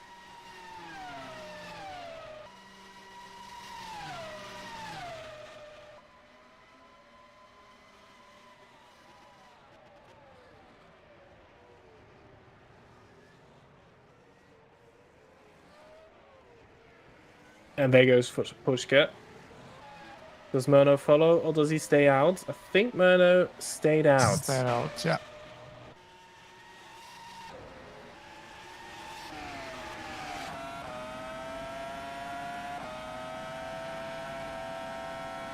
Jose Soriano briefly moving up to P8 after Weller had his pit stop. Yeah, he's struggling in a straight line. Look at that. He just barely kept up with Rustermeyer when he was in his slipstream. And as soon as he ducked out, it was, yeah.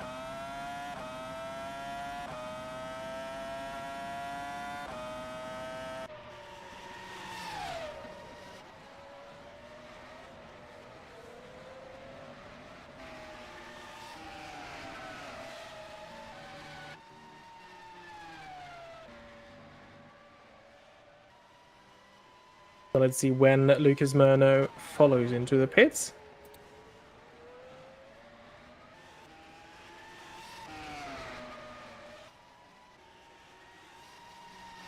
Let's see if he follows immediately or if he's trying to get for to go for an offset, which could also be a viable strategy.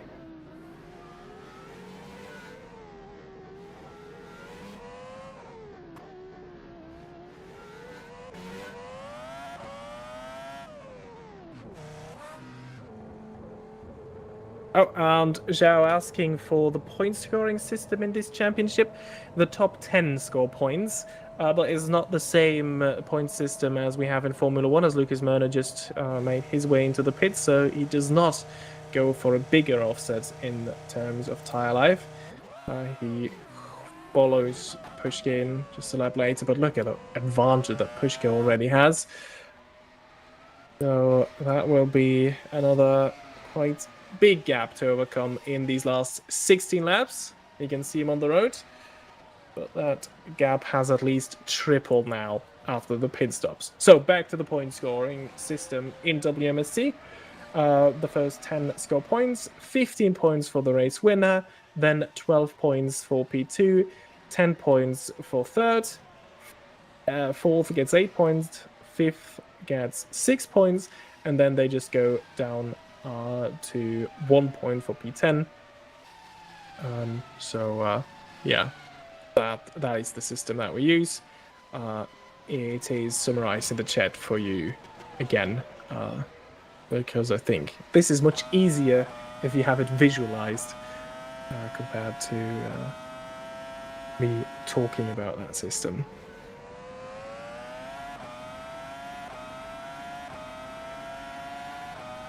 Well, Laflamme versus Meneghetti. Laflamme already was in the pits, Meneghetti wasn't, and Meneghetti still has a 5-second time penalty, but he's fighting back against Laflamme. Runs a bit wide there. I think Laflamme cuts back alongside and he's now ahead. And Jogo Meneghetti says that's it. Goes into the pits for his final stop, and well, the 5-second penalty will be served in there as well. The first one, I'd say, fair that he got it. This time, yeah, a bit more debatable. Soriano behind him is in the pits as well. There he goes. Meneghetti, did he serve the 5 seconds there? Yeah, now he does. No. Brief stop, that's it. And You don't need to stand there for 5 seconds, as per the rules, I think. Just a brief stop and then go again, that's enough.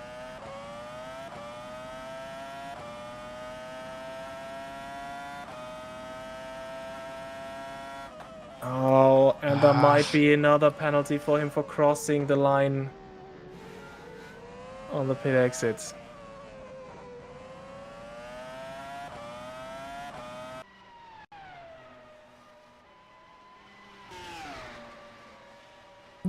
Yeah, so Menegretti's struggling with the pit exit and entry there. So let's see what race control says about this. Pushka with the fastest lap of this race. Poland's in the meantime has also been in and he served his 5-second penalty.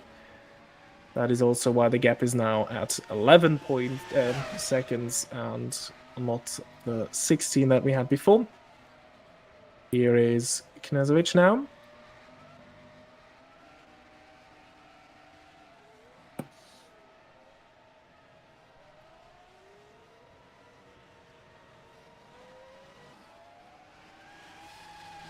Out he goes, P6.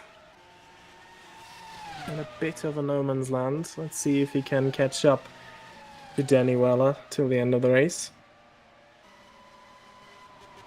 But again, quick reminder, Laflamme and Knezovic, there will be a bigger investigation after the race for their battle in the first 10 to 15 laps. Now, what are the battles to look out for in these last laps of the race? I think mainly we have this one here on track, Pushkin Murno. Murno briefly, or slowly closing that gap again. So as it was before the pits, he was able to close that gap, but he couldn't really go for a move then. And that is an issue that Cesario has in terms of will-to-will battling, is he's not very quick in a straight line, and this is where all the overtaking happens. But I think a good car to lead a race at a technical circuit where you're just ahead. But whilst Istanbul has technical bits, it still has a very, very long back straight. Pretty much a flat-out run from turn 10 to turn 12, because turn 11 is just a small flick to the right. Easily flat out in these cars.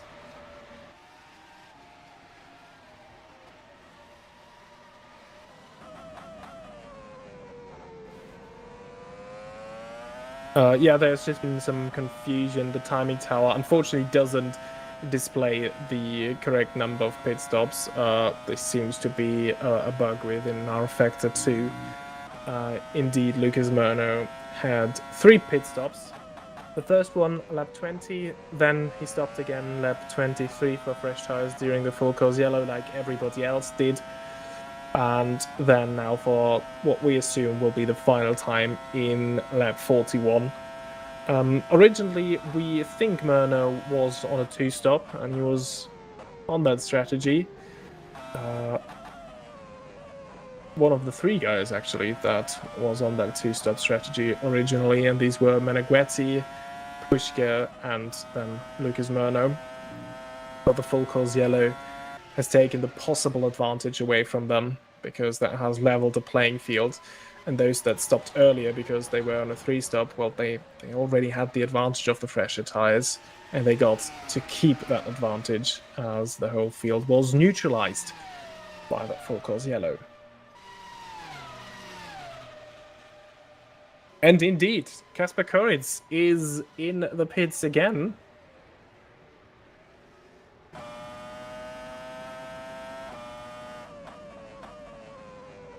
Or I should rather say was.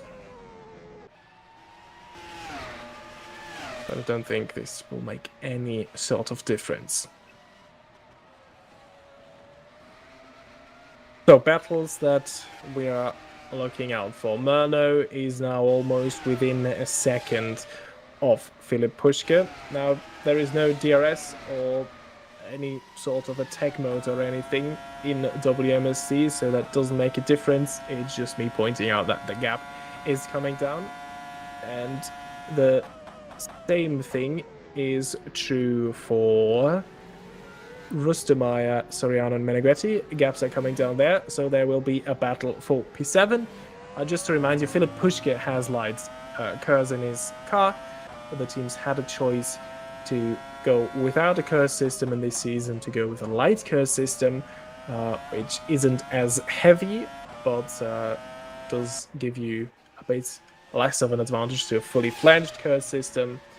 But yeah, SCMM the only one of the top teams to have gone for any sort of curse systems. The Vanguard and the Cesario don't have any button in their car to give them a bit of extra energy on the straights.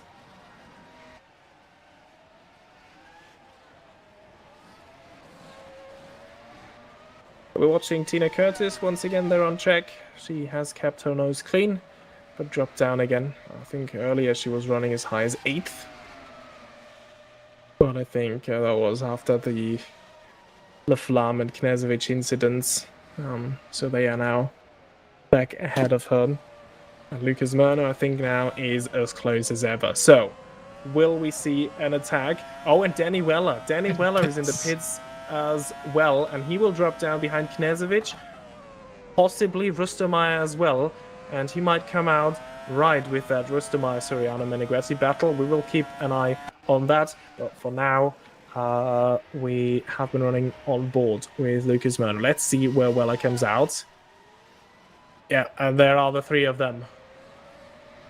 But I think he will come out right behind his teammate, and I think Rustemeyer won't make this an incredibly difficult job, because he knows Weller is the quicker driver here today, and he now has the better, fresher tires on his car.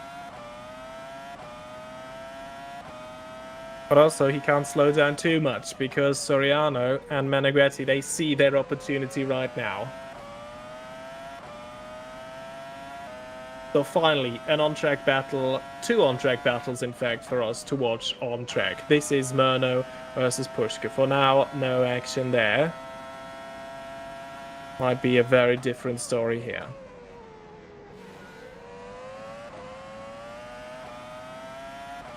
Meneghetti, good exit out of 10. And I think this is the first move we'll see in this battle.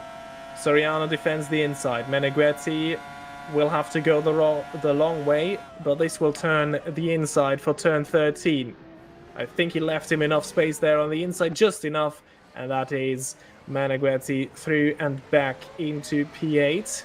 And now he has the 2 United Racing Club cars ahead of him. Weller is now very close to Rustemeyer. Rustemeyer will not defend this one too hard as predicted.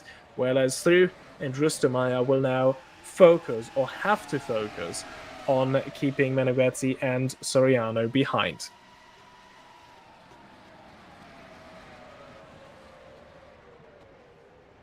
Weller with the fresh tires, I think he should run away with this pretty easily.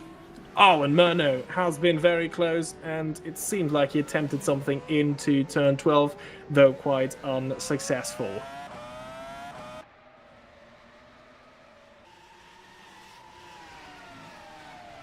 Checking back in with the battle for P7. It feels like Rustemeyer is the slowest of these 3 now. Meneghetti, can he get another good exit? Ooh, that looked a bit iffy there on the throttle. And I think he might just be too far away, though he's gaining a lot. Look at this. How quick he is on straights and slipstream, but it wasn't as close to get this one done. Maybe out of the final corner. Oh, bit of a again. moment there on the throttle. Once more, yeah.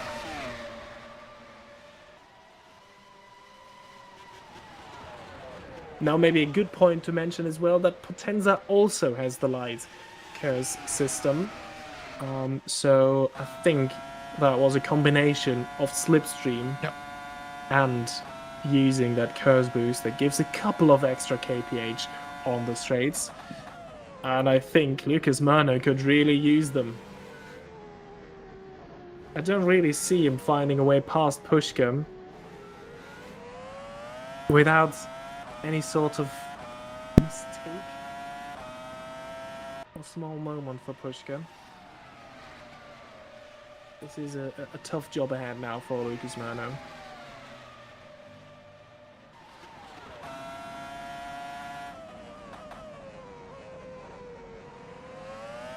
Once again. This time the exit looks much cleaner, and now I think that should be a slam dunk overtake. Oh! Ooh. He was very close there at a part of the track where he really didn't want to be close, through the very quick turn 11. I think there was contact between the two of them.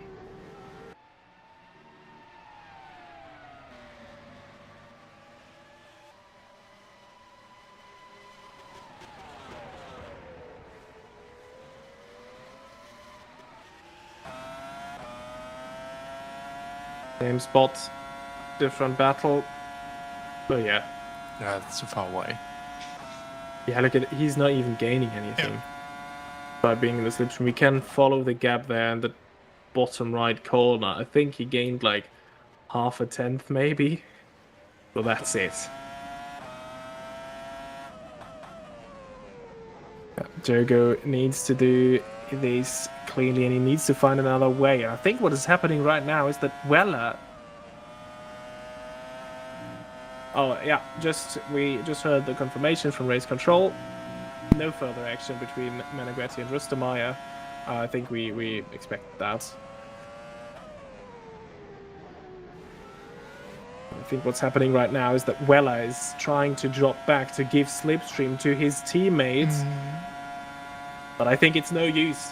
There is Meneghetti. This is the same move he's tried to do against Soriano a couple of laps earlier. And I think, no, there still is the front wing of Rustemeyer. And he has to stay behind. At least that is for the moment. He might get another chance into turn 1. Late on the brakes, this time he's on the inside. Not close enough alongside. Good battling up the hill now. Don't see many moves being completed there. We saw a couple of moves go wrong at this part of the track.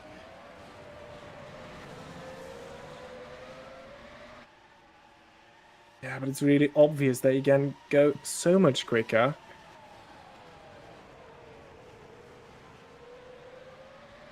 Just needs to make it stick somewhere.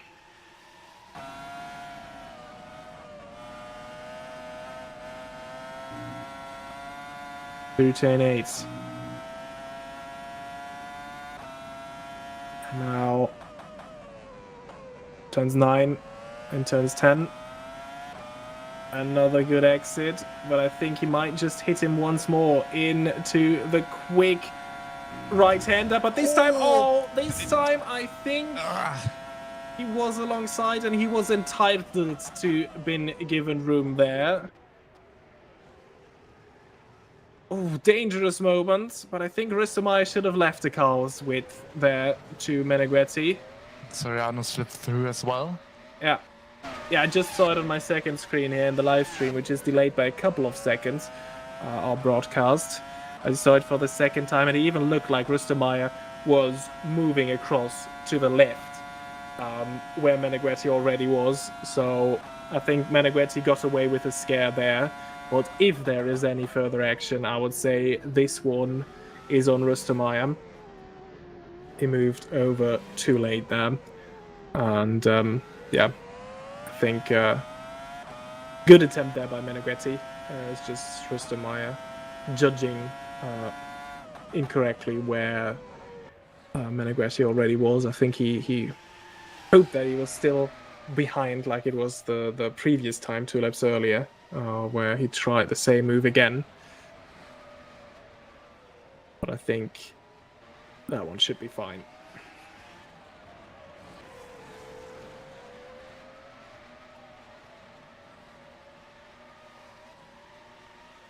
And I think actually Rustemeyer penalized himself with that, as you correctly pointed out, that Soriano moved past there as well.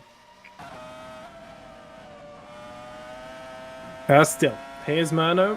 You can see he can get a much tighter line here through turn 8, despite him running right there at the exit.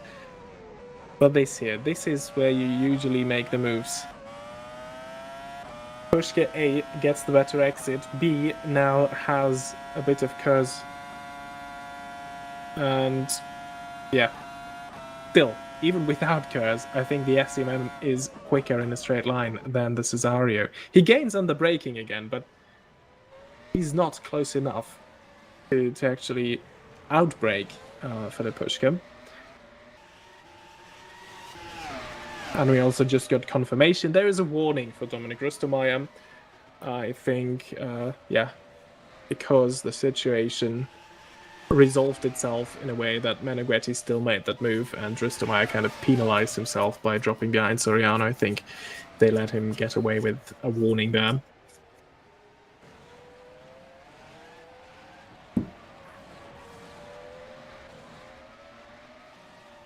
As Murno, he's running out of laps.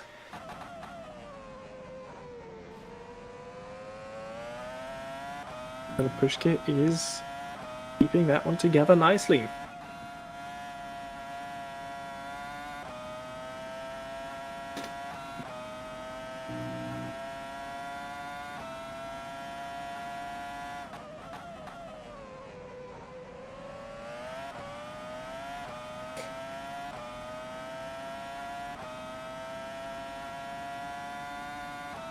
I think he's a bit closer this time compared to other occasions. But still, this is too far back. Not for Murno, though. Yeah, but look at that. Hopeless. He's even too far away for this to be close to being a collision.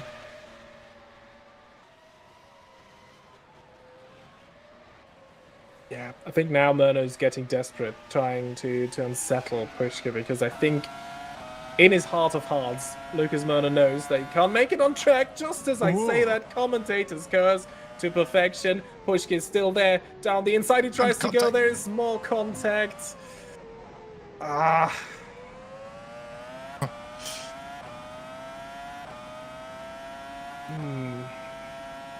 It's hard to tell.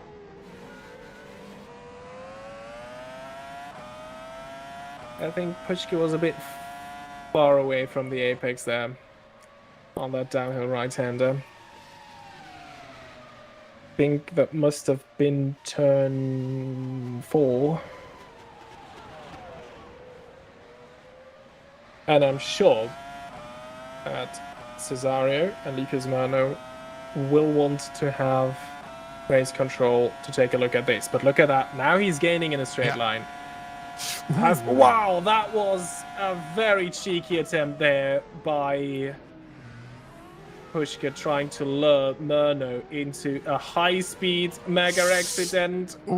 Again, there is contact in the final sector involving Lucas Murno. Oh, what happened?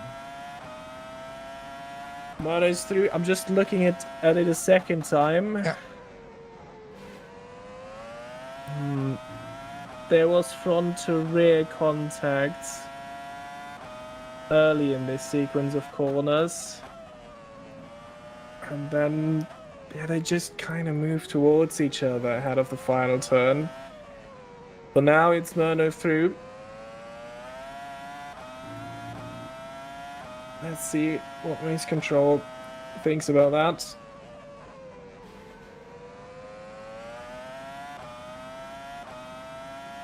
I would say warning for both of them, maybe for Murno as well. or a bit more than Pushka. Well, hard to tell, really. Yeah, yeah. I don't want to make a decision there, but yeah, a lot to unpack and discuss after those races. But look at that, as soon as he's past, Murdo's running away. But I'm not sure, maybe there is some issue with Pushka's car now from the earlier contact they had in the first sector of the track, because he looked a lot slower also in the straight line. That time when Murno actually managed to brake alongside, even if on the outside. So I think we will be able to hear about that in the post-race interviews, as Pascal Polens, who has nothing to do with that anymore, is already on his final lap, and he's just out of the famous Istanbul turn 8. Oh no, he's... Oh my god, my track knowledge about this is absolutely awful. In my defense, I haven't played or raced on this track since F1 2011. Now he's out of turn 8.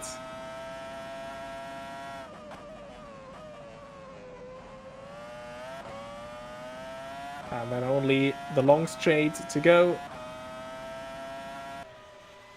through turn 11. And for the first time this season, it will be back-to-back wins for Pascal Polens. He breaks the streak as he comes around the final 2 corners. And Pascal Polens wins WMSC's first race in Istanbul with quite the gap to Lucas Murno. But there might be an investigation still ongoing in race control regarding the contact between Murno and Pushka. For now, it's Murno second, Pushka third. And then another SCMM involved in some contact. Though earlier this race, there is also an investigation including Axel Laflamme and Alexander Knezovic. Laflamme comes home in P4. The man that he had a heated battle with early in this race finishes 5th, 12 seconds behind Laflamme. Here we have Danny Weller. He will take best of the rest. And I think he did well to keep his nose clean. Unfortunate, for a long time it looked like Meneghetti would be in his position in best of the rest. But still, despite all the bad luck and the penalties, Meneghetti finishes 7th. Jose Soriano 8th. Rüstemeyer 9th. Double points result for United Racing Club. I think they can be very happy with that. And Tina Curtis was still under a lot of pressure from Gabrielle Peckley that last lap. But she hangs on and scores a point for Lucky Hamish Racing. Gabrielle Peckley just behind her in P11. And then I think the other cars have already seen the checkered flag as they were a lap down. Leonardo Tonon, well, might have been an opportunity for his first points result today. He finishes 12th though. Yeah. Can only agree with you, Zhao, in the chat. Well done to all drivers. It was definitely a very, very entertaining one. So again, here are the provisional, and really take this serious, provisional results of the race here at Istanbul Park. Pascal Polens wins from Lucas Murno, Philip Pushke, Axel Laflamme, Alexander Knezovic, Danny Weller, Meneghetti, Soriano, Rüstemeyer, and Tina Curtis. These are your point scorers today. And then the rest is Gabrielle Peckley, the last driver that finished on the lead lap, just outside the points. Unfortunate afternoon for him. Leonardo Tonon, a lap down. Kaspar Koritz, 2 laps down. And then Gabriel Joubert, a couple of laps down due to the disconnect he had halfway through this race. Janus Wolborn and Daniel Benton-Reeder did not finish. So we're now waiting for the top 3 to be moved into our room for some post-race interviews. But while we wait, I will ask you, Elias, for your driver of the day. even with some penalties he had, but I will take Diego Meneghetti as a driver of the day. Besides of already mentioned his penalties, he did a clean move, kept out of trouble, and made the first points for Potenza this season. I think that is a good call. I would also go for Meneghetti, maybe also Danny Weller, because he after all did finish best of the rest. I think he also was involved in a couple of battles. Diego Meneghetti had a lot of things going against him today, but still, it was a great performance from him, and he ran in the podium positions for some part of this race. So yeah, really taking Potenza up to heights they have rarely ever seen. I think Peckley once finished third in Canada 2 years ago in a similarly chaotic race, but unfortunately he still had a 5-second penalty, and due to a late safety car, he didn't finish on the podium, but unfortunately out of the points even. I think that was the highest I've ever seen a Potenza run. So well done on Diogo Meneghetti and of course all the other drivers. We are now waiting for the top 3. Yeah, I hope and someone. I got a call from Waste Control. The first 3 drivers are set, so there are no further changes there.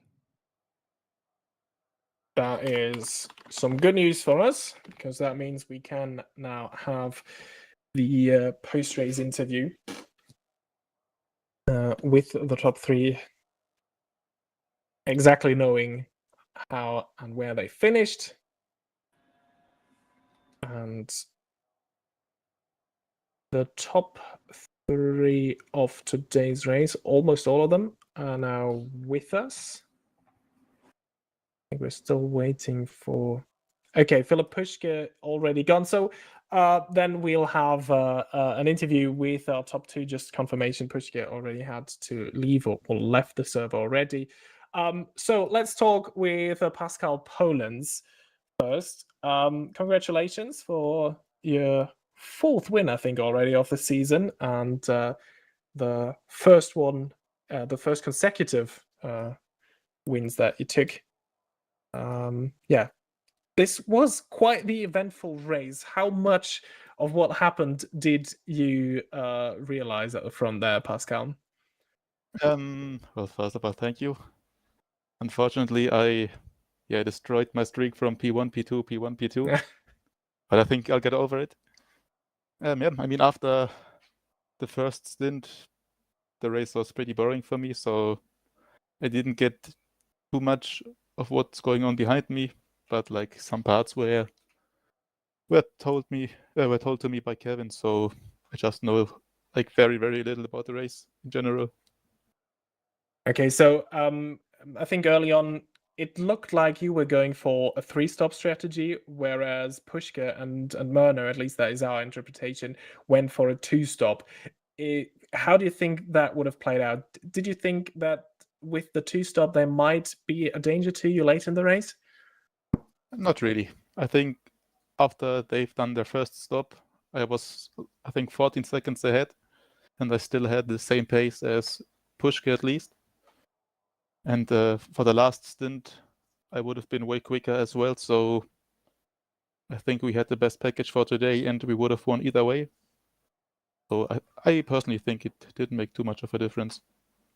And now we had quite the unclear incident between you and Lucas in the final few corners. I think just ahead of your first pit stop.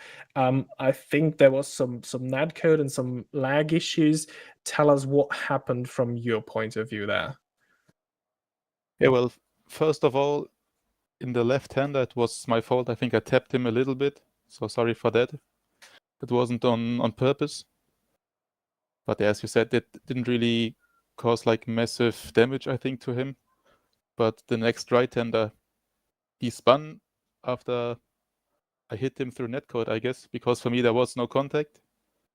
So yeah, I can just say sorry for that one, but I don't think I could have done too much different, except for leaving more space. But that's always easier said than done, especially when you try to go for these last couple of tens. So yeah, I think it's part of racing, but in the end, I think I still caused the spin on his side. So yeah, shame for him and sorry from my side.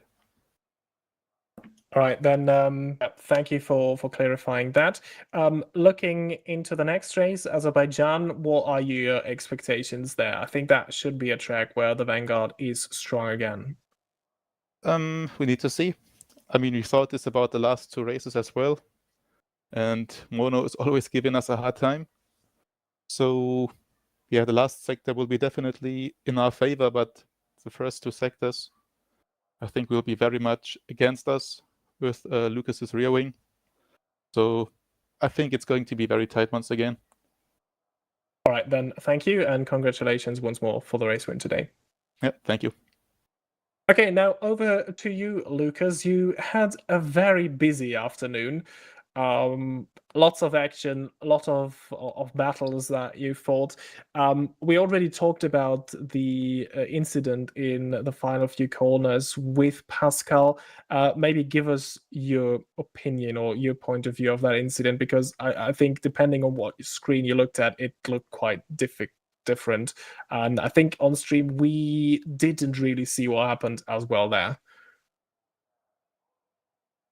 Well, first of all, good afternoon or good night. I don't know which time is there. Probably is night already. But from my part, it was pretty clear that he hit me in the rear and he spun me off, and then he ended up damaging my diffuser. So the rear of the car became snappy. And with that, we had a lot of issues to make the car feel stable once more. We have to adjust the wing to try to compensate the lack of pace. And in the end, we still could have managed to do good results despite our car clearly not being able to fight for victories. It's pretty clear that the Vanguard and the SMM car also was pretty better car. So what I'm doing in the qualifying and even on the race with this car is pretty amazing for my part. I have to confirm myself there. I believe I was doing the difference with this car, considering Peckley wasn't being able to do so much with his Cesario. So especially with the beginning of the race, that we will have to carry 13 liters more than the rival. So it is a big difference. So I know maybe I wouldn't be able to win the race. Poland has the fast car anyway, but the way the race happened, I'm not satisfied with that. That surely is. And now I have to move on for Baku, since again is another track that we will not have any advantage. So yeah, for the next races we might not be able even to get closer. So I think this will be the last one to try to reach something good there. But well, P2 or even any position above 5th place was a victory. So considering I'm getting the 3rd podium with this car, I still feel glad that I being able to be the showman here. Yeah, yeah. Once again, congratulations for your P2. You already mentioned that we saw that on stream as well, that you struggled really to get past the SCMM. We saw that you were able to go quicker, but every time where you would usually be able to make an overtake into turn 12, you were too far away and your car just couldn't keep up on the straights. Are there any plans in terms of upgrades to try and close that gap to overcome the weaknesses of your car, or is that something that you're already focusing on for next year? Yeah, pretty hard question to answer, but since we made a choice in the upgrade, and we expected some problems, but not like that. Whereas it's clearly seeing that we don't have necessary drag. Probably we might be focused in upgrading drag for the next part of the season, but we have to carefully look because low upgrades degree might gain like 1 or 2 tenths a lap, so we have to carefully look for to where we need to make off because the car in the corners still feel good, but they still lack because we have the deficiency of the beginning of the race being absolutely drag since we have to carry more fuel. The issue is more about the engine than the car itself, so we have to carefully look until we definitely manage to do it. But drag will be the main thing we will focus, but that's the only thing we have. We'd have sure to take a look for the next ones. All right, then. Thank you for giving us an overview and an insight there into the development plan of Scuderia Cesario. Yeah. Congratulations to our podium scorers once again. So we will see each other again in, I think, 3 weeks' time, which will be the race at Azerbaijan at the Baku Street Circuit, as already teased there. May 31st is the date of that one. So yeah, I hope to see you all there again. And all that's left for us to say is goodbye and until next time.